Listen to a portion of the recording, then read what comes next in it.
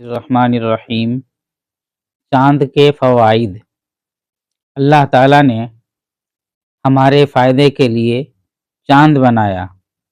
وہ ہمیں ٹھنڈی ٹھنڈی روشنی دیتا ہے، جس سے پیڑ پودے، پھل پھول اور دانوں میں رس پیدا ہوتا ہے۔ اللہ تعالیٰ نے اس کی گردش کے لیے منزلیں مقرر کر رکھی ہیں۔